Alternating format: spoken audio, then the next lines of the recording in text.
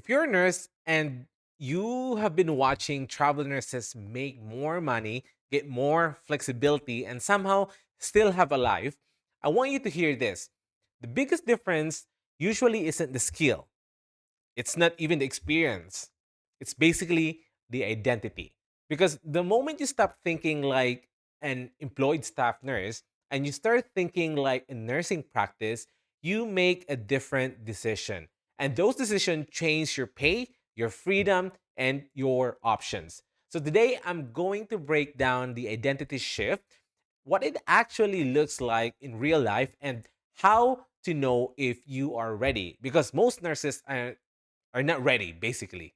And the moment you step your toes in the water, that's when you know that you are ready. But in this video, we're gonna break it down, and I'm hoping to really get you something that you can reflect on yourself and ask yourself, am I ready to take the next leap? Right? So if we haven't met yet, my name is Miles. I spent years as a registered nurse, then moved into travel nursing and eventually built my own structure so I could get paid like a practice. And what I've noticed is most nurses don't fail because they can't do the steps. They get stuck because they're still thinking like an employed staff nurse while trying to build a nursing practice. So in this video, we will fix it. Okay. So here's the core idea. An employed staff nurse asks, what am I allowed to do?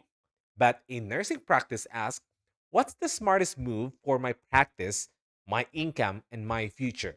Same nurse, same license, but different lens. And once you put that lens on, basically everything changes in how you negotiate and how you choose your contracts, how you track your money, and how you protect yourself, and basically how you build long term stability.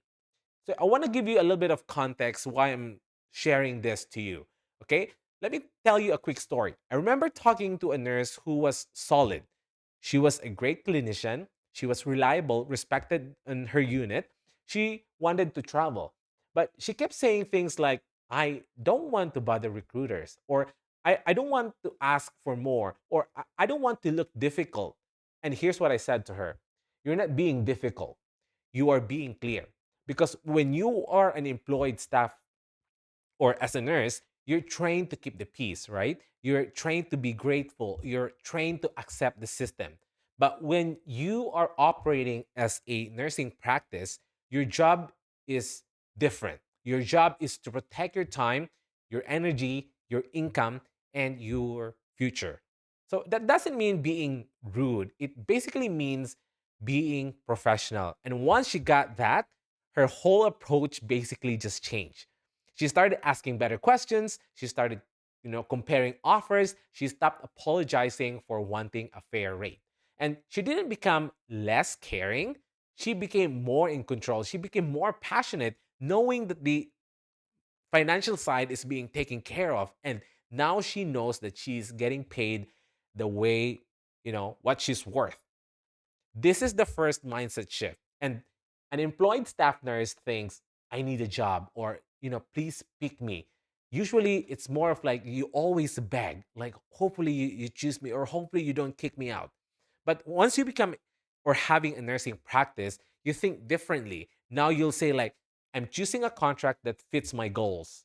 That one shift change everything. Okay. So you just need to change, your mindset, because when you feel like you need the contract, you'll basically tolerate messy schedules and clear expectation, low rates, or sometimes bad housing situation and last minute changes. But when you're choosing the contract, you're basically start screening opportunities like professionals. Here are a few questions in nursing practice will ask. What's the actual take home after travel and living costs? What are the schedule pattern? Is it days, nights, or nights, days, or rotation? Or what is the schedule? And what is the cancellation policy? What if the agency or the facility cancel my contract? What will happen next? Will I still get paid for the next couple of weeks? You need to know this stuff. And you also ask what support is on the unit. If there's a, you know, staff shortage, what are the support that's in place in that unit so that you will feel supported whatever happens. And what's the real workload? Is it 1 to 3? Is it 1 to 4? Or is it 1 to 5 or 1 to 8? You need to ask this question because recruiters who talk to nurses who has their own practice knows that they know both sides. They know the nursing side and they know the business side. So they are aware that they need to ask these questions.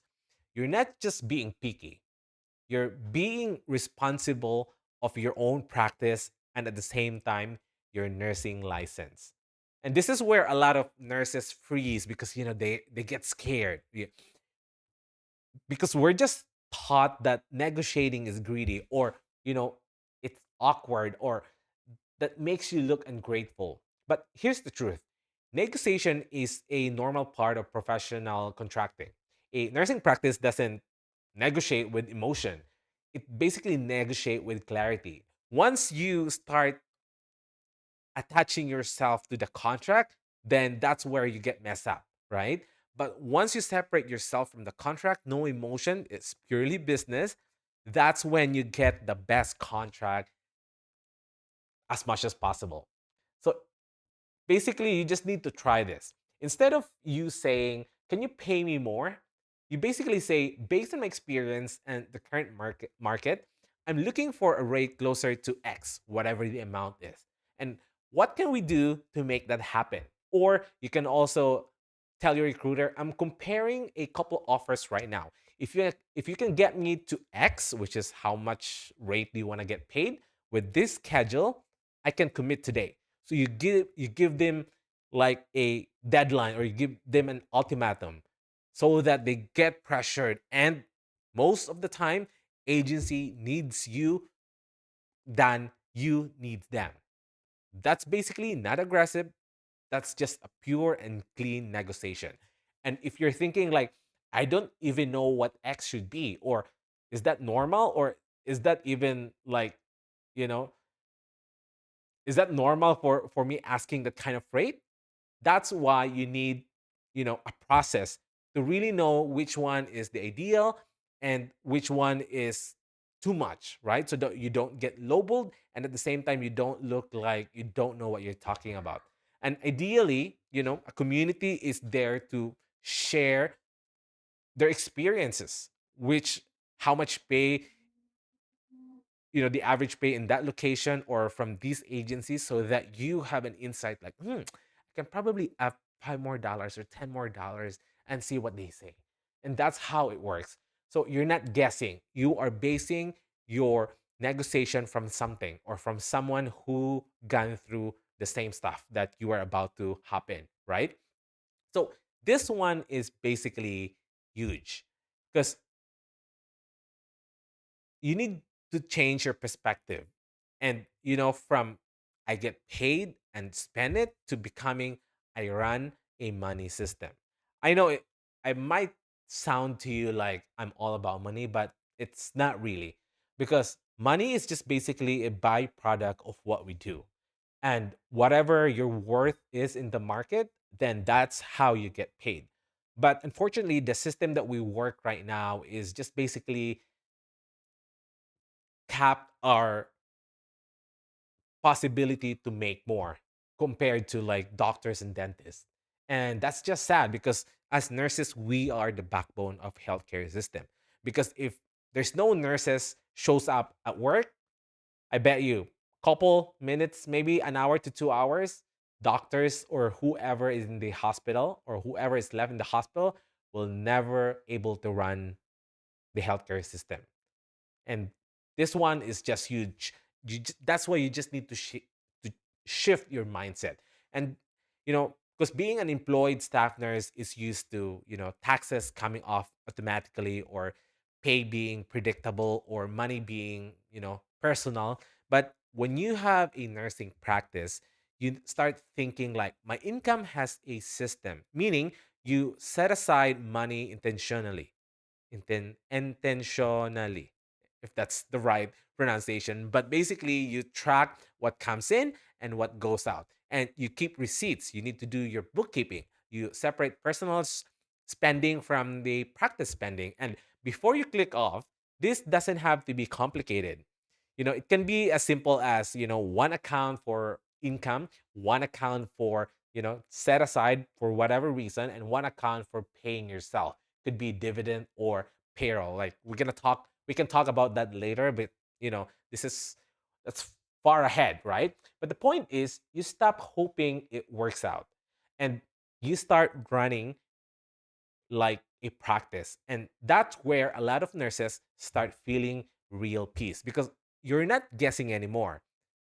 Perspective number four is being from I'm alone to I build a team around my practice. So this is the part nobody talks about.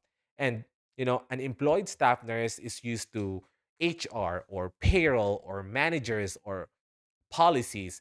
But a nursing practice builds a team, a solid accountant who understands contract work, and a lawyer if you need one, and other nurses who share rates and red flags, and basically mentors who've already done it. So a community is very important. You just don't wing it yourself.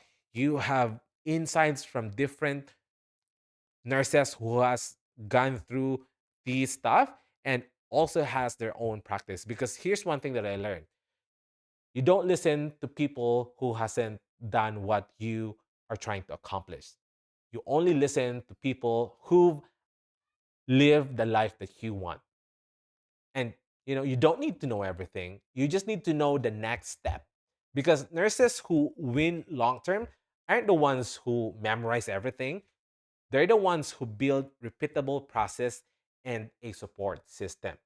I remember, thinking way back, my classmates from university, those classmates that I have who, you know, running for cum laude, summa cum laude, most of those people are still there in the Philippines. But those nurses or classmates that I have who always drinks, alcohol every single night or every single day, and feels like, how can these, student pass their exam or all that stuff, are the ones thriving right now, because they're the ones who always takes risk. But people who knows a lot of stuff and so smart about, all everything, are the one being trying to be, safe.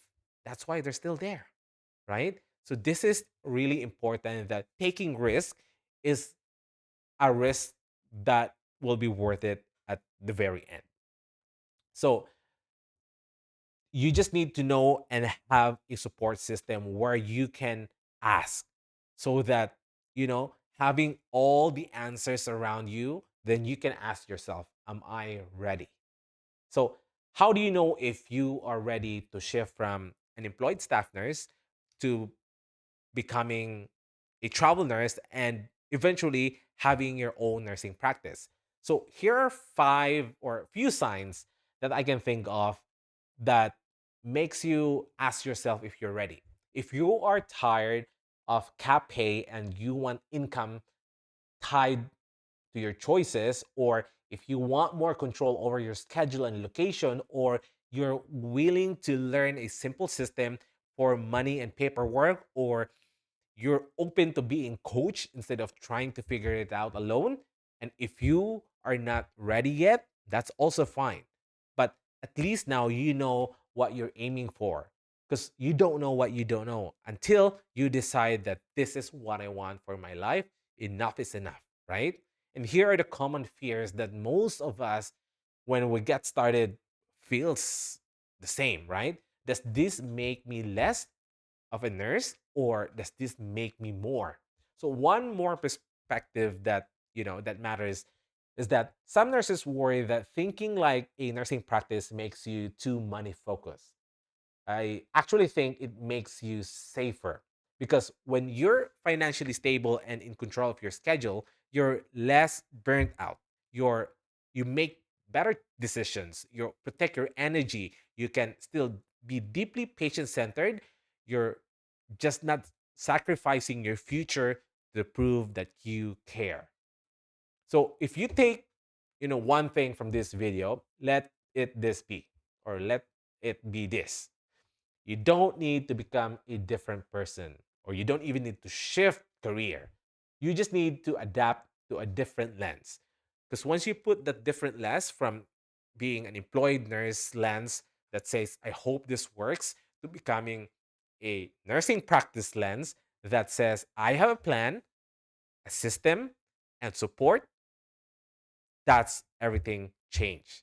So if you want the step-by-step roadmap to build your structure, get your, get contract ready and start operating like a real nursing practice, come join us in frontlinershub.com. That's where we kind of like walk you through the process, give you the checklist, the templates, and the support that you need with, could be coaching, so you're not doing this alone. Again, this is not just me, it's a community of nurses who travel and give you their 2 cents and their experience, so that all of us learn from each other. It's not just like one information and then go and multiply yourself, right? It's just a cumulative um, part where all nurses can chip in and share the experience. And if this video helped, hit like, subscribe, and drop a comment with where you're watching from and what your biggest question is about becoming a travel nursing practice, or whatever questions that you have, and I'll see if I can make a video about that on the next one. And I hope you learned something in this video, and I'll see you on the next one.